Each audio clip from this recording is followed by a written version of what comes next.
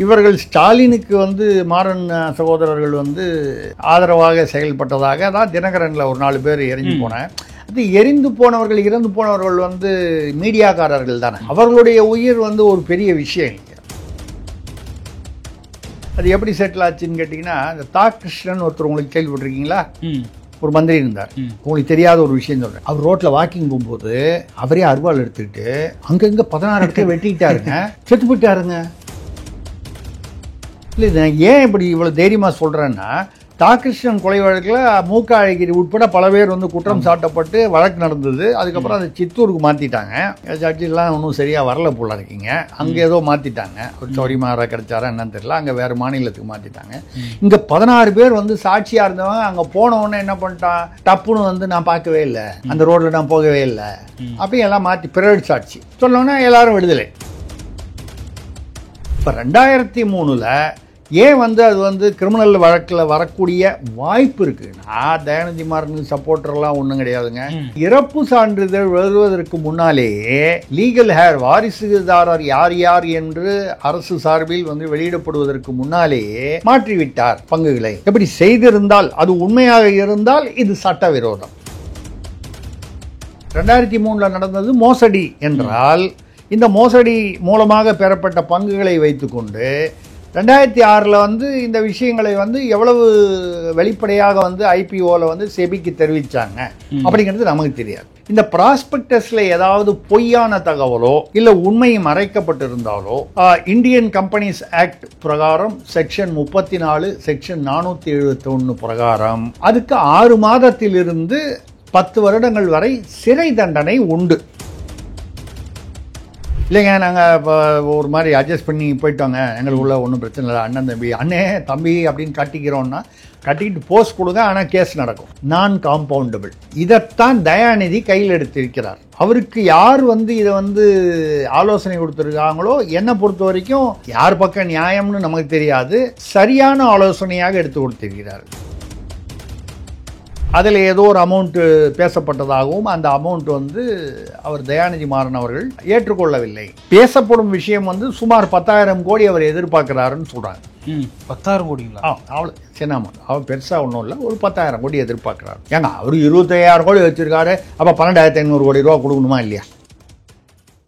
வள்ளுவம் தொலைக்காட்சி நேயர்களுக்கு வணக்கம். அரசியல் பேசும் நிகழ்ச்சிக்கு உங்களை வரவேற்பதில் மகிழ்ச்சி. இன்று நம்மோடு இணைந்திருக்கிறார் மூத்த பத்திரிகையாளர் திரு சத்தி சுந்தரராமன் அவர்கள். சார் வணக்கம். சார் வணக்கம். சொல்லுங்கள் ராபின்சன். நல்லா இருக்கீங்களா சார்? நல்லா இருக்கேன்னு சொல்லுங்கள். இந்த மாறன் பிரதர்ஸ் அவங்கள பற்றின செய்திகள் வந்து ஒரு அவதூறாக வருதுன்னு சொல்லிட்டு திமுக தரப்புலேருந்து சொல்கிறாங்க. ஆனால் பல பத்திரிகையாளர்கள் வந்து இது நீண்ட காலமாக நடந்துகிட்ருக்கு, இவங்களுக்குள்ள பல பிரச்சனைகள் வந்து குடும்பத்துக்குள்ளேயே இருக்குது, இதில் வந்து தயாளம்மாலேருந்து பல பேருக்கான ஷேரை வந்து ஒரு பிரதர் எடுத்துட்டாரு அப்படின்னு சொல்லி சொல்கிறாங்க. என்ன சார் நடக்குது இந்த மாறன் பிரதர்ஸோட பிரச்சனையில்?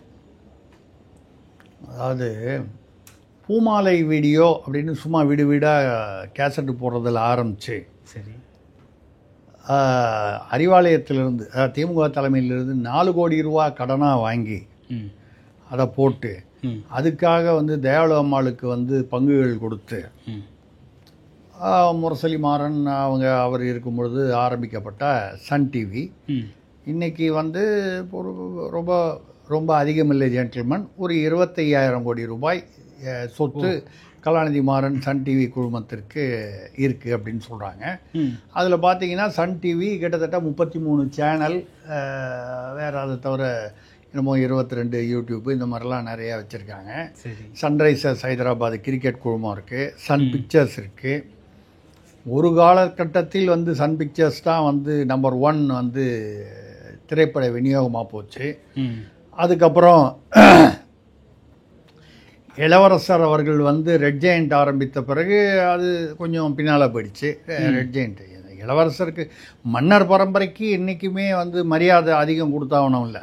இவரெல்லாம் குறுநில மன்னர்கள் தானே. அவர் வந்து மெயின் மன்ன குடும்பத்தில் வந்ததுனால அது 25,000 கோடி. இப்போ தான் வந்து அவர் தயாநிதி மாறன் கிட்டத்தட்ட இது வந்து 2-3 வருஷமாக இந்த பிரச்சனையை ஓடிக்கிட்டு இருக்கிறதா சொல்கிறாங்க. அக்டோபர் மாதத்தில் முதல்ல ஒரு வழக்கறிஞர் மூலம் நோட்டீஸ் விட்டுருக்காரு. இப்போ 2வது நோட்டீஸ் விட்டுருக்காரு, அந்த லா தர்மான்னு ஒரு மூலமாக. அவர் சொல்ல வருவதுடைய சுருக்கத்தை வந்து எல்லாத்துலேயும் வந்துருச்சு, இருந்தாலும் சுருக்கத்தை சொல்லி அதோடைய விளக்கத்தை சொல்ல வேண்டியது நம்மளுடைய கடமை. சுருக்கம் என்னென்னா, அவர் என்ன சொல்கிறாருன்னா, 2003 முரசொலி மாறன் உடல்நலம் சரியில்லாமல், அதாவது அவர் கிட்டத்தட்ட கோமாவில் இருந்தார், அமெரிக்காவில் எல்லாம் இருந்தார், அப்போ மத்திய மந்திரியாக இருந்தார். அப்பொழுது இலவசமாகன்னா அதாவது மத்திய அரசு செலவில் அவருக்கு வந்து நியூயார்க்கில் ட்ரீட்மெண்ட் கொடுக்கப்பட்டது. அதுக்கப்புறம் இங்கே வந்து அது அவ்வளவாக ஒன்றும் அது கோமாவிலிருந்து அவரால் விடுபட முடியல. அப்படிங்கும்போது இங்கே வந்தார். செப்டம்பர்லேயே என்னமோ வந்தார், டிசம்பர்லேயே என்னமோ மறைந்து விட்டார். இந்த செப்டம்பரில் அவர் வந்து கிட்டத்தட்ட அந்த கோமாவில் இருக்கும் பொழுது அந்த சன் டிவியுடைய அந்த பங்குகளை வந்து கலாநிதி மாறன் அவர்கள் தன்னுடைய அம்மாவான, அதாவது மல்லிகா மாறன் அவர்கள் பேரில் மாற்றி அவர்கள் பேர்லேருந்து தன்னுடைய பேருக்கு மாற்றிக்கிட்டாரு அப்படிங்கிறது தான் தயாநிதி மாறனுடைய குற்றச்சாட்டு. இது வந்து 12 லட்சம் பங்குகள் வந்து 1.2 crores மாற்றிக்கிட்டாங்க அப்படின்னு. ஆனால் அதோடைய மதிப்பு இன்னைக்கு 3900 கோடின்னு சொல்கிறார். இது ஒரு பக்கம். அதுக்கப்புறம் அந்த 2006 வந்து ஐபிஓ, இனிஷியல் பப்ளிக் ஆஃபரிங் அப்படின்னு ஒன்று, அதாவது பொதுமக்களுக்கும் வந்து அந்த பங்குகளை கொடுப்பது ஐபிஓன்னு செபி மூலமாக பண்ணுறது. அது ஐபிஓ இஷ்யூ பண்ணாங்க, 600 சொச்சம் கோடிக்கு என்னமோ பண்ணாங்க. அது பண்ணும்போது அது வழக்கமாக எல்லா கார்பரேட்டுகளும் என்ன பண்ணுவாங்கன்னா, பொதுமக்கள் பப்ளிக் லிமிடெட் கம்பெனின்னா சில சலுகைகள் சில வசதிகள் உண்டு. ப்ரைவேட் லிமிட்டடாக இருக்கும்போது இருக்கிறத விட, அது ஒரு குடும்ப நிறுவனமாக இருக்கிறத விட பொதுமக்கள் பணம்னா அப்போ வந்து ட்ரேடு பண்ணலாம்.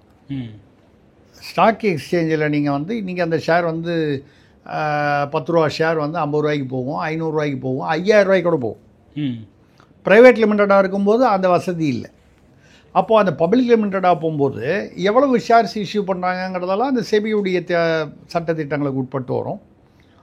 அதில் வரும்பொழுதும் அவர் வந்து தேவையே இல்லாமல், அது வந்து பணமே தேவையில்லாமல் அது வந்து வந்தாருன்னு போட்டு இப்படி அவர் வந்து தன் பேரில் வந்து சுமார் 75% பங்குகளை வந்து தன்னுனா கலாநிதி, அவருடைய குடும்பத்தார், மனைவி அவர்கள் காவேரி மாறன் அவர்கள், மகள் காவியா மாறன் எல்லாம் அப்படின்னு சொல்லி வச்சுக்கிட்டாரு.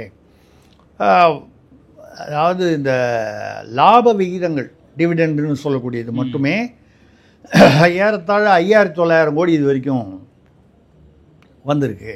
2024 கூட ஒரு வருஷத்துக்கு 455 கோடி ரூபா வருது. சரி, அப்படி இதெல்லாம் வந்திருக்கு. அதாவது தனக்குரிய அந்த ஷேரை வந்து கொடுக்கல, தனக்குரிய பங்கை அவர் வந்து மோசடியாக அம்மா பேரில் மாற்றி, அம்மா பேர்லேருந்து தன் பேரில் மாற்றிக்கிட்டு ஐபிஓவில் போய் ஐபிஓலையும் தனக்கு சாதகமாக அதை மாற்றிக்கொண்டு ஏறக்குறைய இப்படி தான் வந்து ஒரு 10,000 கோடி ரூபாய்க்கு மேலே ஒரு மோசடி பண்ணிட்டார் அப்படிங்கிறது தான் இவருடைய குற்றச்சாட்டு. இந்த குற்றச்சாட்டில் எவ்வளவு உண்மை இல்லை நமக்கு தெரியாது. ஏன்னா அது அவங்க இருவருக்குள்ளே நடந்தது. அதில் ஒரு முக்கியமான கேள்வி என்ன வருதுன்னா, இவர் ஏன் 2003 நடந்ததை 22 வருஷமாக இவருக்கு தெரியாமல் இருந்ததா? ஏன்னா இவர் வந்து 4 தடவை எம்பியாக இருக்கிறவர், 7 வருஷம் மந்திரியாக இருந்தவர், தொலைத்தொடர்பு மந்திரியாக இருந்தவர். அப்படி இருக்கிறவருக்கு 22 வருஷமாக அப்படி தன்னுடைய அண்ணனுடைய தான் இருக்கிற கம்பெனியில் என்ன நடக்குதுன்னு தெரியாத அளவுக்கு அவர் அவ்வளவு வெள்ளந்தியா அப்படி நமக்கு தெரியல.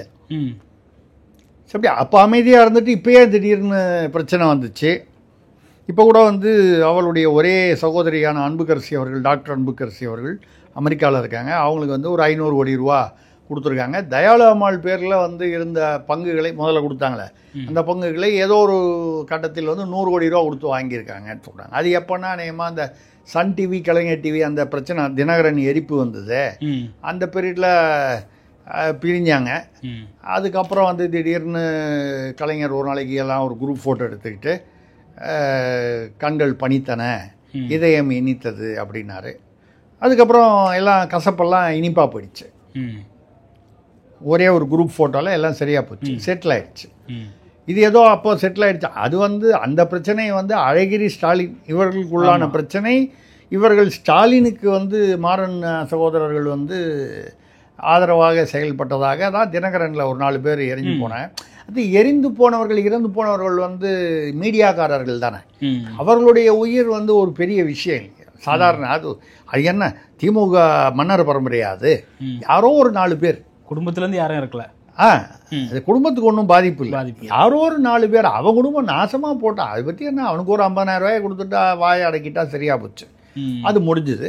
அதுக்கப்புறம் இந்த தினகரன் எரிச்ச அந்த வழக்கும் பார்த்தீங்கன்னா அது ஒரு விதமாக வந்து செட்டில் ஆகிடுச்சு. அது எப்படி செட்டில் ஆச்சுன்னு கேட்டிங்கன்னா, இந்த கிருஷ்ணன் ஒருத்தர் உங்களுக்கு கேள்விப்பட்டிருக்கீங்களா? ஒரு மந்திரி இருந்தார். உங்களுக்கு தெரியாத ஒரு விஷயம் சொல்கிறேன். அவர் ரோட்டில் வாக்கிங் போகும்போது அவரே அருவாள் எடுத்துக்கிட்டு அங்கங்கே 16 இடத்துல வெட்டிக்கிட்டாருங்க, செத்து போயிட்டாருங்க. உங்களுக்கு தெரியாது அது. இல்லை, நான் ஏன் இப்படி இவ்வளோ தைரியமாக சொல்கிறேன்னா, கிருஷ்ணன் கொலை வழக்கில் மூக்க அழகிரி உட்பட பல பேர் வந்து குற்றம் சாட்டப்பட்டு வழக்கு நடந்தது. அதுக்கப்புறம் அதை சித்தூருக்கு மாற்றிட்டாங்க.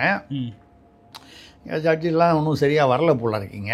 அங்கே ஏதோ மாற்றிட்டாங்க, ஒரு சௌரியமாக கிடைச்சாரா என்னன்னு தெரியல, அங்கே வேறு மாநிலத்துக்கு மாற்றிட்டாங்க. இங்கே 16 பேர் வந்து சாட்சியாக இருந்தவங்க அங்கே போனவுடனே என்ன பண்ணிட்டான், டப்புன்னு வந்து நான் பார்க்கவே இல்லை, அந்த ரோட்டில் நான் போகவே இல்லை அப்படி எல்லாம் மாற்றி பிறகு சாட்சி சொன்னோன்னே எல்லாரும் விடுதலை. இப்போ சொல்லுங்கள், கிருஷ்ணன் நடு ரோட்டில் போகும்போது அருவாளால் யாரோ வெட்டிட்டாங்க, இவங்க 16 பேரும் விடுதலை ஆகிட்டாங்க. அப்போ கிருஷ்ணன் எப்படி செத்து போனார்? தற்கொலை தானே. ஆமாம், தற்கொலை தானே. சாதிக் பாட்சா தூக்கு மாட்டிக்கிட்டார்ல ஆராசா விஷயத்தில், தற்கொலை தானே அது.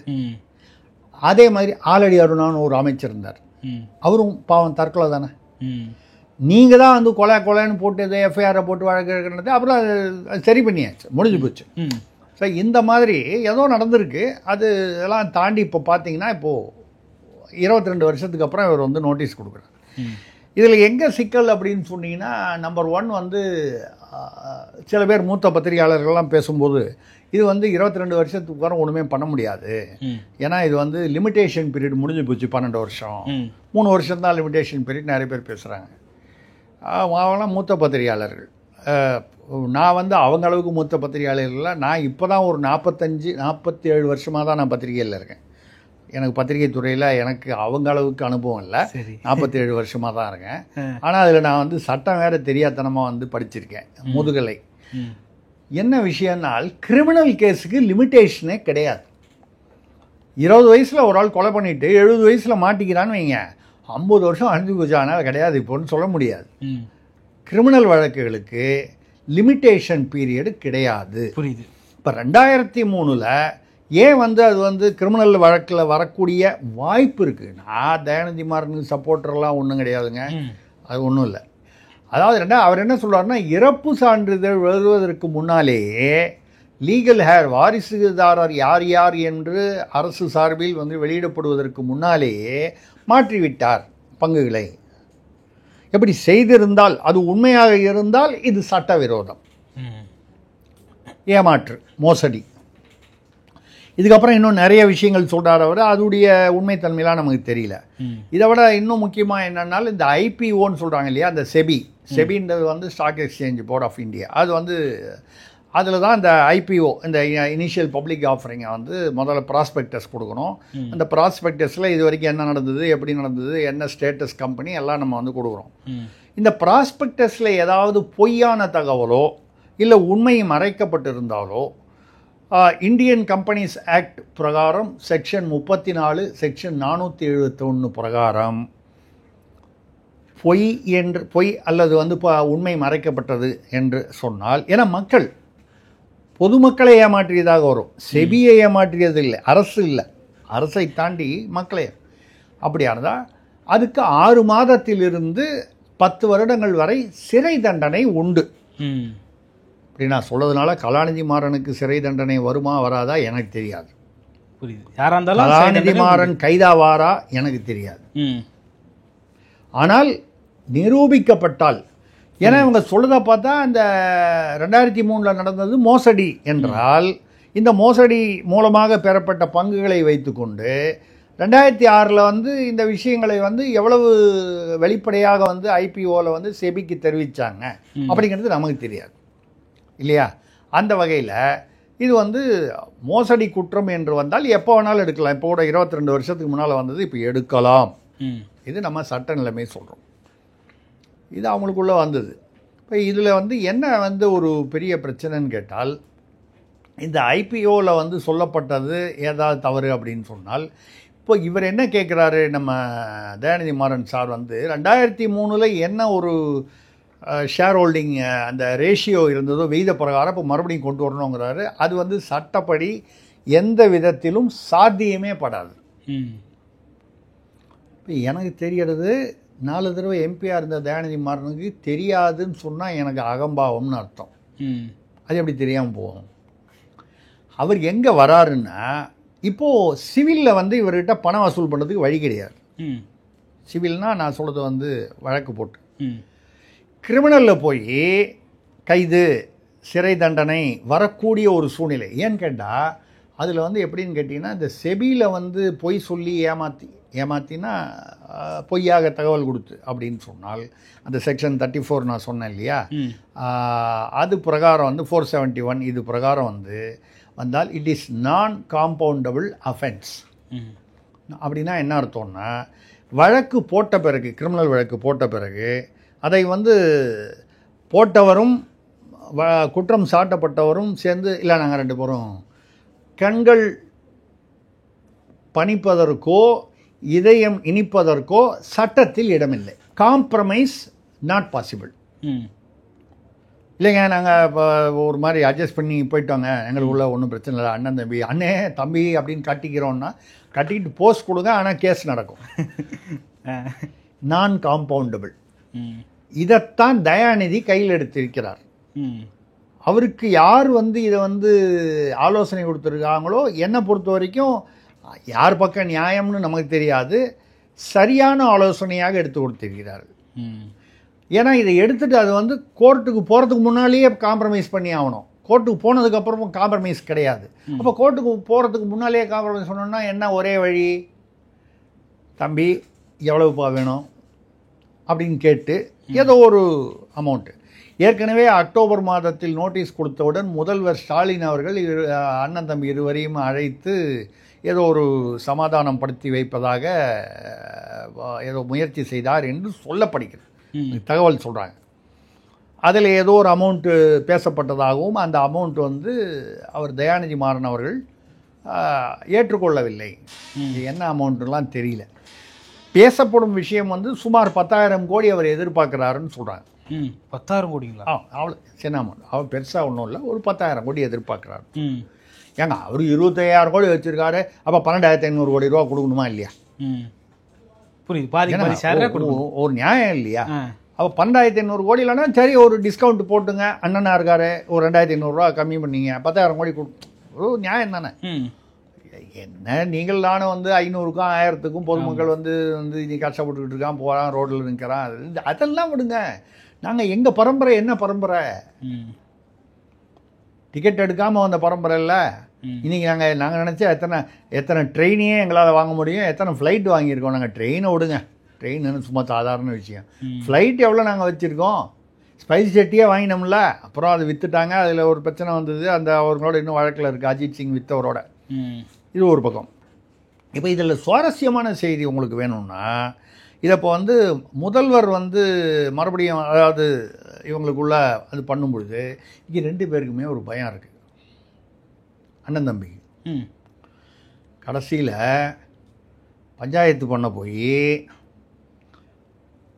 நமக்கும் போய் அண்ணனுக்கும் போய் தம்பிக்கும் போய் பஞ்சாயத்து பண்ணுற குடும்பம் மொத்தமாக அள்ளிட்டு போயிடுமா, குரங்கு அப்பாங்க அந்த மாதிரி வந்துடுமா அப்படின்னு ஒரு பயம் இருக்குது. அந்த பயம் நியாயமான பயமாக எனக்கு தெரியுது. யாராக இருந்தாலும் நான் வந்து ஸ்டாலின் குடும்பத்தை நினச்சி சொல்லலை, பொதுவாக யாராக இருந்தாலும் ஒரு சரி கடைசியில் போய் வந்து உள்ளதையும் விட்டுட்டு நம்ம வந்து உள்ளதும் போச்சு நொல்லக்கண்ணான்னு ஆயிடக்கூடாது அப்படின்னு. இப்பொழுது வந்து என்னென்னால் அதானி குழுமம் வந்து இதை வந்து சன் டிவியை வாங்குவதற்கு தயாராக ஏதோ ஒரு ஆஃபர் கொடுத்துருக்கிறதாக என்னுடைய நேற்று வந்த தகவல். அதானி குழுமம் நினச்சா வாங்கலாம். ஏன்னா இந்த மாதிரி ஒரு இப்போ அம்பானி குழுமம் தான் வந்து CNN 18 நியூஸ் 18 வாங்குச்சு ஒரு சில வருடங்களுக்கு முன்னால் பார்த்தீங்கன்னா. அது மாதிரி வந்து நிறையா, அதாவது அவர்கள் நினைத்தால் வந்து அது ஒரு பெரிய விஷயம் இல்லை. இப்போ கூட NDTVயை வந்து அதானி குழுமம் வாங்கியிருக்கு. ஸோ இந்த மாதிரி வந்து அவங்களுக்கு வந்து நினச்சா வாங்கி போகிறது ஒரு பெரிய 33 சேனல் இருக்குன்னா ரொம்ப நல்ல விஷயம். அதானியோட மகன் கரண் அதானி வந்து இப்பொழுது அடுத்த வாரம் வருகிறார். ஏதோ அவர் வச்சு பேச்சு நடத்துகிறாங்கன்னு. என்ன இவர் என்ன சொல்கிறாரு, சிபிஐ, இடி, எஸ்எஃப்ஐஓனா சீரியஸ் ஃப்ராட் இன்வெஸ்டிகேஷன் ஆஃபீஸ், கிட்டத்தட்ட சிபிஐ மாதிரி உள்ள ஒரு அமைப்பு, புலனாய்வு, அங்கெல்லாம் நான் வந்து ரிப்போர்ட் பண்ணுறேன் அப்படின்னு தயாநிதி மாறன் அந்த நோட்டீஸில் பயமுறுத்துறாரு. இப்போ இந்த ஷேர் டிரான்ஸ்ஃபரில் பண்ண கோல்மால் பண்ணியிருந்தால், மோசடி நடந்திருந்தால் நமக்கு தெரியாது. மோசடி நடந்திருந்தால் அந்த மோசடிகள் வெளியே வர்றது மட்டும் இல்லாமல் 4 கோடி ரூபா கடன் வாங்கி ஆரம்பித்து 25,000 கோடியாக வளர்ந்த போது பல வியாபாரம் என்னால் அதில் வியாபாரம்னாலே அதில் சில குற்றங்கள், சில தவறுகள், சில விதிமீறல்கள் என்பது தவிர்க்கப்படாததாக இருக்கும். சில பேர் 1% விதிமீறலாக இருக்கும், சில பேர் 99% விதிமீறலாக இருக்கும். இது 1லேருந்து 100க்குள்ளே எங்கேயோ ஒன்று இருக்கும். நான் சொல்கிறது பொதுவான, அதுவும் பெரிய கார்ப்பரேட்டில். இப்போ எதெல்லாம் வெளியில் வருது, அதை விட முக்கியம், ஏற்கனவே தயாநிதி மாறன் வந்து அப்போ வைகோ உங்களுக்கு சொன்னார் ஞாபகம் இருக்குங்களா, ஆட்டைப்புட்டியாக காட்டன் பொட்டியில் வச்சு கோபாலபுரத்தில் போய் தயாளு அம்மாள்கிட்டையும் ஸ்டாலின்கிட்டையும் ஆராசா வகைரால பணம் கொண்டு போய் கொடுத்தாங்க அந்த சாயித் பல்வா. என்னோடய கல்லறையில் கூட அவங்க கூட கூட்டணி வைக்க மாட்டேன்னாரு. அதனால் இப்போ நீங்கள் வந்து வைகோன்னு பார்க்காதீங்க, அது வைகோ கிட்ட வந்தாருன்னா ஜாக்கிரதை, தள்ளி நில்லுங்க, அது வைகோ இல்லை, வைகோவோட ஆவி. ஏன்னா அவர் கல்லறையில் கூட வந்து வைக்க மாட்டேன்னு சொன்னார்ல, அப்போ நடமாடுறது வந்து வைகோட ஆவி தானே. நீங்கள் ஆவின்னா பத்திரமா இருக்கணும்ல, உங்கள் பேரில் உள்ள அக்கறையினால சொல்கிறேன். ரைட், எதுக்காக சொல்லனா அந்த அளவுக்கு வந்து சொன்னார் இல்லையா. அதெல்லாம் வந்து இப்போ வந்து என்னாச்சு, அந்த 2G விவகாரத்தில் 600 கோடி கொடுக்கப்பட்டதாக வைகோ பேசினார். அவர் போய் பேசுவாரா எனக்கு தெரியாது. ஆனால் இது வந்து இப்போ இந்த மாதிரி பல விஷயங்கள் இதெல்லாம் வெளியே வரும். ஏற்கனவே வந்து தயாநிதி மாறன் அவருடைய வீட்டில் வந்து அவரே பேசியிருக்காரு, சன் டிவிக்காக நான் எவ்வளோலாம் பண்ணியிருக்கேன், கொஞ்சம் கூட ஒரு இதுவே இல்லையே, என்ன வீட்லேயே ஒரு 400-450 டெலிஃபோன் லைனை வச்சு ஒரு எக்ஸ்சேஞ்ச் நடத்தி சன் டிவிக்காக பண்ணியிருக்கேன், அந்த ஒரு நன்றி கூட இல்லை. அதுதானே வழக்கு ஏற்கனவே இருக்குது. நீங்கள் நானும் ஒரு ஃபோனுக்கு மேலே 2வது ஃபோன் வீட்டில் வச்சா ஏன்னு கேட்பாங்க. ஆமாம், அவசியம் என்னன்னு கேட்பாங்க, என்ன வியாபாரம்னு கேட்பாங்க. 450 ஃபோனை வீட்டில் வச்சுக்கிட்டு அதை ரகசியமாக வந்து பிஎஸ்என்எல் ஃபோனை அதில் வந்து இதை கொண்டு போய் வந்து அதை வந்து சன் டிவிக்காக பயன்படுத்துகிறாங்க அப்படின்னு சொன்னால் அவரே வந்து சொல்கிறாரு, இவ்வளோ கஷ்டப்பட்டு உழைச்சி வேர்வை சிந்தி சன் டிவிக்காக பண்ணியிருக்குனே, அந்த நன்றி கூட இருக்கக்கூடாதா, 10,000 கோடி கொடுக்கக்கூடாதா அப்படிங்கிற அர்த்தத்தில் அவர் பேசுகிறாரு. என்னென்னால் இப்போ திமுகவுக்கு வந்து இதை எப்படியாவது வந்து சால்வ் பண்ண வேண்டிய ஒரு கட்டாயம் இருக்கிறது. வாக்கு வங்கி என்று பார்த்தால் மாறன் சகோதரர்களுக்கு எந்த வாக்கு வங்கியும் கிடையாது. இல்லை, இப்போ தயாநிதி மாறன் தனியாக வந்து அவர் திமுக கட்சி இல்லாமல் தனியாக வந்து நின்னார்னா அவர் வந்து போனி ஆக மாட்டார். திமுக வச்சுட்டு தான் அவர் வந்து மத்திய சென்னையில் வந்து எம்பியாக 4வது தடவை இருக்கார். கலாநிதி மாறன் அரசியல், நேரடி அரசியல் இல்லை. அப்போ வந்து பார்த்தீங்கன்னா வந்து ஒன்றும் இதனால் ஒன்றும் இல்லை. ஆனால் இந்த சிபிஐ, இந்த எஸ்எஃப்ஐஓ, இடி இதெல்லாம் உள்ளே இறங்கிச்சின்னு வைங்க, இது மட்டும்தான் பார்க்கணுன்னு வரமாட்டான், எல்லாத்தையும் பார்ப்பான். எல்லாத்தையும் பார்க்கும்போது 2G பணம் எங்கே வந்தது, ஏற்கனவே 2G வந்து ஆராசா விஷயம் வந்து மறுபடியும் இப்போ எடுக்கிறாங்க, இதை வரப்போகுது. இந்த சமயத்தில் இது தயாநிதி மாறனுக்கும் சிக்கலை ஏற்படுத்தும். அதில் என்ன பெரிய விஷயம்னா, ஆராசாவை இந்த விஷயத்தில் வந்து மாட்டி விட்டதே தயாநிதி மாறன் தான். இது நான் சொல்ல, உலகம் பூரா தெரியும். அவர் அதுக்கு முன்னால் வந்து கம்யூனிகேஷன் மினிஸ்டராக இருந்தார். அதுக்கப்புறம் ஆராசா வந்தார். ஆராசா கொஞ்சம் வித்தியாசமாக யோசனை பண்ணியவர்.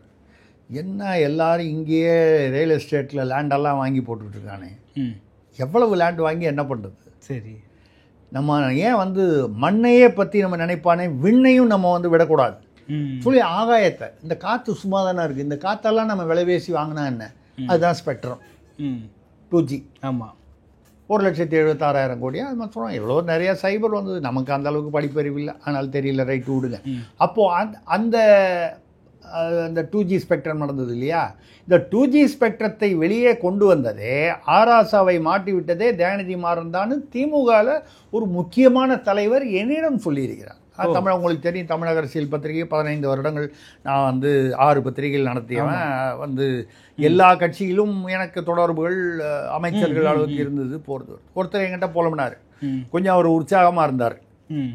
நான் வந்து எப்பவுமே உற்சாகம் இல்லை, அவர் உற்சாகமாக இருந்தார். உற்சாகம்னா எந்த அதான் உற்சாகமாக இருந்தார் அவர். அந்த உற்சாகத்தில் வந்து அவர் என்கிட்ட சொன்னார், இந்த மாதிரி வந்து அது மாட்டி விட்டது இவர் தானே, தயா தானே ஆராசாவை. ரைட், அது இருக்கலாம், அவர் சொல்வது உண்மையாக இருந்தால். இப்போ என்ன பிரச்சனைனால், ஆராசா வந்து அது வந்து மாட்டி விடப்பட்டவர் யார் விட்டாங்கன்றதை தாண்டி இந்த பணம் கொண்டு வைகோ சொன்னார் பாருங்க, புட்டி புட்டியா அட்டை புட்டி காட்டன் புட்டியில் கொண்டு கொடுத்தாங்க, 600 கோடி கொடுத்தாங்க, எண்ணி வாங்கினார் ஸ்டாலின் சொன்னார் பாருங்க. இதெல்லாம் உண்மையாக இருக்கும் பட்சத்தில் அது மட்டும் இல்லாமல் இன்னும் சிலதெல்லாம் வெளியில் வரும். அப்போ கலைஞர் டிவியில் வந்து 200 கோடி ரூபா வந்து பணம் போட்டிருந்தது கலைஞர் டிவி ஆரம்பித்த போது. டப்புன்னு கேட்டவுடனே என்ன பண்ணாங்க, இந்த பணம்லாம் அந்த சையத் பால் வாங்குற ஒரு கடன் கொடுத்துருக்காரு வட்டிக்கு. உடனடியாக அடுத்த ஒரு வாரத்தில் வந்து 32 கோடி ரூபா வட்டி போட்டு 232 கோடி ரூபா திருப்பி கொடுத்துட்டாங்க. சையத் பால்வா இவங்கெல்லாம் யாருன்னு கேட்டிங்கன்னா, இந்த டுபாகூர் கம்பெனி நடத்தி இந்த சலவை பண்ணி கொடுக்குறவன்.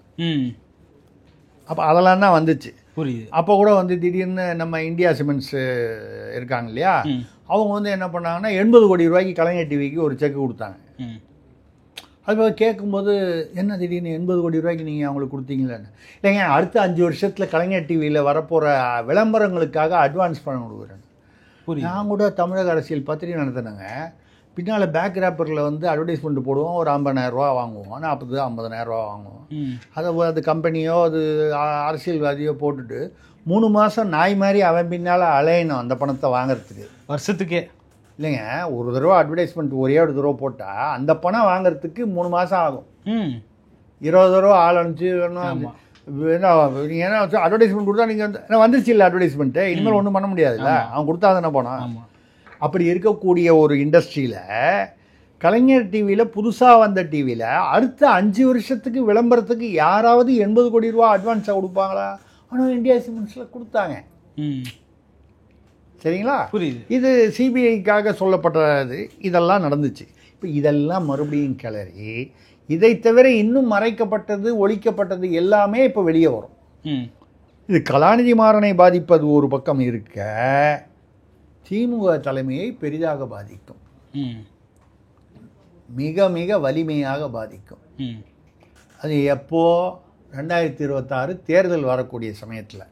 அதனால் இப்போ அதானி மூலமாக வந்து சொல்லப்படுவது என்னவென்றால், அதானி என்ன அதானி குழுமத்தில் என்ன சொல்கிறாங்கன்னா, கலாநிதி தயாநிதி இவங்க 2 பேரும் உட்கார வச்சு பேசி இது வேலைக்கு ஆகாது. உனக்கு என்னப்பா வேணும் கலாநிதி, எவ்வளோ நீ வாங்கிக்க, தயாநிதி இங்கே வா, உனக்கு என்ன வேணும், அண்ணன் கூட நீ பேசவே வேணாம், உனக்கு என்ன வேணும்னு சொல்லு வாங்கிக்க, கையெழுத்து போட்டு கொடுத்துட்டு போயிடுங்க. சன் டிவி அந்த குழுமம் எல்லாம் அது என்னெல்லாம் இருக்கோ எல்லாத்தையும் நாங்கள் பார்த்துக்குறோம். என்டிடிவி வாங்கின மாதிரி மற்றது வாங்கின மாதிரி நாங்கள் வாங்கிக்கிறோம். அப்போ கலாநிதி என்ன பண்ணுவாருன்னு, கலாநிதி வந்து ஃபின்லாந்து கேள்விப்பட்டிருக்கீங்களா? யூரோப்பில் இருக்குது, ரொம்ப அருமையான நாடு, சின்ன நாடு. கேள்விப்பட்டிருக்கேன்னா போனதில்லை. அங்கே என்னுடைய நண்பர் கூட வந்து அவர் வந்து இந்தியன் அம்பாசிடராக இருந்தார். என்ன பல முறை கூப்பிட்டாரு, என்னால் போக முடியல. ரைட்டு. அந்த ஃபின்லாந்து நாட்டில் ஏற்கனவே வந்து பல சொத்துக்கள் வந்து கலாநிதி மாறன் குடும்பத்தினர், தயாநிதி மாறனுக்கு அதில் பங்கு இருக்கா இல்லையான்னு எனக்கு தெரியல. ஏன்னா முன்னால் நம்ம நினைக்கும் போது கலாநிதி தயாநிதி ஒரே யூனிட்டாக நினச்சோம். இப்போ தான் தெரியுது அது கொஞ்சம் வித்தியாசமாக இருக்குன்னு. அங்கே சொத்துக்கள் இருக்குது. அது ரொம்ப சின்ன நாடு, வளமையான நாடு, தட்பவெப்பம்லாம் சௌரியமாக இருக்கும், இருக்கலாம். இப்போ 25,000 கோடியில் ஏதோ ஒரு உங்களுக்கு வந்து இவருக்கு ஒரு 10,000 கோடி, அவருக்கு ஒரு 15,000 கோடி கொடுக்குறேன், ஏதோ ஒரு கணக்கு பண்ணி கொடுக்குறான்னு வைங்க. அதை ஏதோ இங்கே ஸ்விஸ் பேங்கில் போட்டுட்டு ஃபின்லாண்டில் போய் உட்காந்துடணுன்னா போய் ஜாலியாக இருக்கலாம் இல்லையா? அந்த மாதிரி வந்து அவருக்கு ஒரு ஆப்ஷன் கொடுக்கப்பட்டிருக்கிறது. தயாநிதி மாறனை பொறுத்த வரைக்கும் அவர் அரசியலில் வந்து இப்போ அவர் வந்து எம்பியாக இருக்கிறதுனால அவர் என்ன பெரிய சாதனை ஒன்றும் பண்ணிட்டார், ஒன்றும் இல்லை. சமீப காலமாக கொஞ்ச நாள் வந்து அவர் உதயநிதி கடந்த 2 வருஷமாக பார்த்தீங்கன்னா உதயநிதி வாழ்கன்னு சொல்லிட்டு இருந்தார். நான் கூட நினச்சேன், இந்த வயசுக்கு தயாநிதி மாறன் ஏன் வந்து இவர் சின்னவரை பதவி பிரமாணம் பண்றப்பையும் சொன்னார், பாராளுமன்றத்தில் சொன்னார். அப்போ இந்த 2-3 வருஷமா இது ஓடிக்கிட்டு இருக்குல்ல, அப்போ இது என்னைக்கு வேணாலும் இவங்க தேவைப்படுன்றதுக்காக சொல்லியிருப்பாரு அப்படின்னு இப்போ நம்ம புரிஞ்சுக்க முடியுது. அப்போ புரியல. இப்போ எல்லாமே நம்ம ஒரு இதெல்லாம் வச்சு பார்க்கும்போது எனக்கு தெரியுது. இதுதான் வந்து இப்போது சன் டிவி விவகாரத்தில் இதில் கலாநிதி மாறணும், தயாநிதி மாறணும் டென்ஷனாக இருக்கிறத விட தலைமை குடும்பம் தான் அதிக டென்ஷனாக இருக்குது. இதில் என்னெல்லாம் வெளியில் வரப்போகுது, அதை எப்படி கண்ட்ரோல் பண்ணுறது இந்த சமயத்தில் இப்படிங்கிறது தான் வந்து பிரச்சனை. ஏன்னா இப்போ வரும்போது அதானி சும்மா இருக்கும்போது அவங்களுக்கு நாங்கள் ஒரு 20,000 கோடி பேசுகிறேன்னு சொல்லிட்டோம், இவருக்கு 8,000 கோடி தரேன்னு சொல்லியிருக்கோம். அப்புறம் மற்றதெல்லாம் சேர்ந்து இதெல்லாம் வந்து ஒரு 5,000 கோடி. ஜனங்க வந்து மொத்தம் 30,000 கோடியா 40,000 கோடியா இப்படின்னு வாயை பொழந்து போகிறான். இதுக்கப்புறம் எவனுமே ஒரு பயலும் வந்து ட்ரெயினில் டிக்கெட்டே எடுக்க மாட்டான் தமிழ்நாட்டில். அவன் என்ன யோசனை பண்ணுவான்னா, ட்ரெயினில் டிக்கெட் எடுக்காமல் வந்தால் தான் இவ்வளவு அதிர்ஷ்டம் நமக்கு வரும், அப்போ தான் இவ்வளவு லட்சம் கோடி இவ்வளவு 1000 கோடி சேர்க்க முடியும், ட்ரெயினில் மட்டும் இனிமேல் டிக்கெட்டே வாழ்க்கையிலே எடுக்கக்கூடாது அப்படின்னு தமிழ்நாட்டில் இருக்கிற எல்லாரும் சபதம் வைக்கிற ஒரு நிலைமை வரும். இதுதான் வந்து சன் டிவி விஷயத்துடைய சுருக்கம், விளக்கம். மற்றபடி என்னன்னு கேளுங்க. புரியுது. கருணாநிதி அவர்களோ இல்லை முரசொலி செல்வமோ இருந்திருந்தா இந்த பிரச்சனை, குடும்பத்தில் நடக்கிற இந்த பிரச்சனை வந்து வெளியே தெரியாமல் பார்த்துட்டு இருந்திருப்பாங்க, இவங்களே உங்களுக்குள்ள காம்ப்ரமைஸ் பண்ணிப்பாங்க. இவங்க இல்லாததான் இப்போ பெரிய பிரச்சனையாக இவங்க குடும்பத்துக்கே வந்திருக்குன்னு சொல்லிட்டு பலரும் சொல்கிறாங்க. அது ஓரளவு உண்மை. அதாவது 100% அதை என்னால் ஏற்றுக்கொள்ள முடியாது. ஏன்னு கேட்டால் கருணாநிதி இருக்கும்போது தான் அதே அழகிரி ஸ்டாலின் பிரச்சனை வெளியில் வந்தது. இதே சன் டிவி பண்ற அளவுக்கு கருணாநிதிக்கு ஸ்டாலினுக்கு இல்ல. பிரச்சனை வருவதை கருணாநிதியால் தடுக்க முடியவில்லை. ஆனால் வந்த பிறகு அது பூதாகரமாக போகும் பொழுது அதை வந்து ஒரு கண்ட்ரோலுக்கு கொண்டு அதை சால்வ் பண்ற சாதுரியம் அவருக்கு இருந்தது. முத்துவேல் கருணாநிதி வேறு, முத்துவேல் கருணாநிதி ஸ்டாலின் வேறு. நீங்கள் அதையும் இதையும் போட்டு கன்ஃபியூஸ் பண்ணிக்கிட்டு அதே மாதிரி நடக்கும்னு எதிர்பார்க்க முடியாது. அது அதாவது எல்லாமே அப்படிதான். அது அப்பா வந்து இவர் வந்து இப்போ வந்து பொதுமக்களுக்கு அப்பான்னு டிவியில் சொல்லிக்கிறார். ஆனால் வந்து இந்த மாதிரி விஷயங்களுக்கு அப்பா வந்து அவர் தான், கலைஞர் தான். அந்த அப்பா வந்து அவர் தப்பா பண்ணா கூட அதை கரெக்டாக வந்து காமிக்கிற மாதிரி பண்ணிடுவார். ஆமாம், அப்படிப்பட்ட அப்பா. தப்பானாலும் அப்பா அப்பா தான். அந்த வகையில் இவர் வந்து சால்வ் பண்ணுறதுக்கான வாய்ப்புகள் குறைவு என்று தான் என் மனதுக்கு படுகிறது. புரியுது. இதை யாராவது சால்வ் பண்ணணும்னா ஒரு அதானியோ, இன்னைக்கு அதானின்னு சொல்கிறாங்க, இது வந்து அதானின்னு என்கிட்ட ஃபோன் பண்ணி சொல்ல போகிறாரா என்ன செட்டில்மெண்ட்டுன்னு இல்லை. அந்த மாதிரி யாரோ அந்த மாதிரி ஒரு பெரிய அளவில் வந்து யாராவது செட்டில் பண்ணாதான் உண்டு. புரியுது. இல்லை அண்ணன் தம்பிக்குள்ளேயே ஒத்து போகிறதா இருந்தால் இத்தனை நேரம் ஒத்து போயிருக்கணுமே. இதில் ஸ்டாலின் கூப்பிட்டு சொல்லியோ உதயநிதி கூப்பிட்டு சொல்லியோ வந்து கலாநிதிங்க கேட்கறதா எனக்கு மனசில் படலை. ஏன்னா கலாநிதி வந்து காற்றெல்லாம் ஒன்றும் பெருசாக ஒன்றும் கொடுக்குறதா ஒரு 500-1000 கோடி வாங்கிட்டு போன்னு சொல்கிற மாதிரி இருக்கார். இதுதான் பிரச்சனை. இவர் தயாநிதி மாறணும் ரொம்ப நியாயமாக தான் கேட்குறாரு. அவர் ஏதோ 1000 கோடி தர்றாங்கிறார். ஒரு சைபர் போட்டு கொடுங்கிறார். ஒரே ஒரு சைபர் சேர்த்தா என்ன 10,000 கோடி தானே, அவ்வளோதானே, அதான் கேட்குறாரு. அங்கே தான் பிரச்சனை. ஒரு சைபரில் வர்ற பிரச்சனை தான் இதுதான் வந்து இருக்குது. இதில் என்ன தலைவலின்னா, இந்த 2026 தேர்தலும் போது இது எதிர்கட்சிகள்லாம் சும்மா இருக்கும். ஆமாம், இது வந்து இது சன் டிவியா இல்லை இது சின் டிவியா, சின்னுன்னா பாவம், இங்கிலீஷில் SINன்னா பாவம், இது சன் டிவியா சின் டிவியா அப்படின்னு சொல்லி அவங்க வந்து பேசுகிறதெல்லாம் பேசுவாங்க. புரியுது. இப்போது எதிர்கட்சிகளுக்கு இது வந்து இந்த வெறுவாயம் எழுறவனுக்கு ஒரு அவில் கிடச்சிதுங்கிற மாதிரி வந்து நல்ல ஒரு விஷயம் கிடச்சிது. இதில் உடனே வந்து அந்த 2G அப்படியே வந்து அந்த ரூட் இங்கே தானே வருது. இப்போது கலாநிதி மாறனுக்கோ தயாநிதி மாறனோ 2 பேரும் நடு ரோட்டில் நின்று பாக்ஸிங் பண்ணிக்கிட்டா கூட தமிழ்நாட்டு மக்களுக்கு யாருக்கும் ஒன்றும் அக்கறை இல்லை. சரி. ஆனால் அதுவே அதோடைய அழுத்தம் வந்து இந்த பக்கம் சித்தரஞ்சன் ரோடை நோக்கி வரும்பொழுது ஆர்வங்கள் அதிகமாகிறது, யூகங்கள் அதிகமாகிறது, தகவல்கள் அதிகமாகும், சிக்கல்கள் அதிகமாகும். இல்லை அப்படிதான் ஆகிற மாதிரி தெரியுது. ஏன்னா மாசு அவர்களை விசாரிக்க சொல்லி நீதிமன்றம் சொல்லியிருக்கு. அதே போல் ஆராசாவையும் மீண்டும் விசாரிக்கணும்னு சொல்லியிருக்கு. மூத்த அமைச்சர்கள் எம்பிக்களை வந்து திரும்பவும் வந்து திமுகவுடைய அமைச்சர்கள் எம்பிக்களை வந்து விசாரிக்கணும், இடி மூலயமா விசாரிக்கணும்னு சொல்லிட்டு சொல்றதுக்கான காரணம் இதுவாக தான் பார்க்கப்படுதோ அப்படின்ற மாதிரி ஒரு சந்தேகம். மாசூலாம் வந்து அது அவர் சொத்து குவிப்பு வழக்கு ஒன்று, இன்னொன்று வந்து அந்த சைதாப்பேட்டையில் ஒரு நிலம் ஒன்று வாங்கினது ஒன்று, மனைவி பேரில் வாங்கினது ஒன்று, அந்த வழக்குகள் மறுபடியும் எடுக்கப்பட்டு வருது. ஆராசா விஷயத்தில் சொத்து குவிப்பு வழக்கு வந்து ஏதோ ஒரு 5 கோடி ரூபாய்க்கு என்னமோ ஒரு வழக்கு. அதை தவிர இந்த 2G வழக்கு, இதெல்லாம் ஏற்கனவே உள்ள வழக்குகள், ஏற்கனவே வெளிவந்த மோசடி இல்லை தவறுகள், நீங்கள் எப்படி வேணாலும் சொல்லலாம். அதை நான் சொல்கிறது, இன்னும் வெளிவராத பல விஷயங்கள் இப்போ வெளிவரப்போகுதுன்னு சொல்கிறேன். நீங்கள் வெளிவந்த விஷயங்களுக்கு வர வழக்குகளை பற்றி நீங்கள் சொல்கிறீங்க, வெளிவராத விஷயங்கள் இப்போ வெளியே வரும்போது இன்னும் பிரம்மாண்டமாக வெடிக்கப் போகிறது. இதில் வந்து ஏற்கனவே 12 அமைச்சர்கள் பேரில் வந்து இந்த சொத்து குவிப்பு அல்லது மற்ற இந்த மாதிரி வழக்குகள்லாம் இருக்குது, ஊழல் வழக்குகள்லாம் இருக்குது. இப்போது இதில் வந்து இன்னும் எவ்வளோ பேர் வருவாங்கன்னு தெரியல. மேக்ஸிமம் 34 35 அதுக்கு மேலே வராது. மொத்த மந்திரியே அவ்வளோதானே, அதுக்கு மேலே வரதுக்கு வாய்ப்பு இல்லை.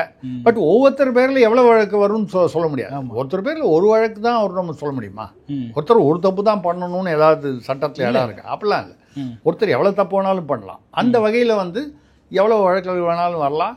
இதுதான் திமுகவுடைய கூடாரத்தில் மிகப்பெரிய ஒரு பதற்றத்தையும் நடுக்கத்தையும் ஏற்படுத்தி இருக்கிறது என்று நம்ம வந்து புரிந்து கொள்ள முடிகிறது. அதாவது உப்பை தந்தா தண்ணி குடிச்சு தான் ஆகணும்.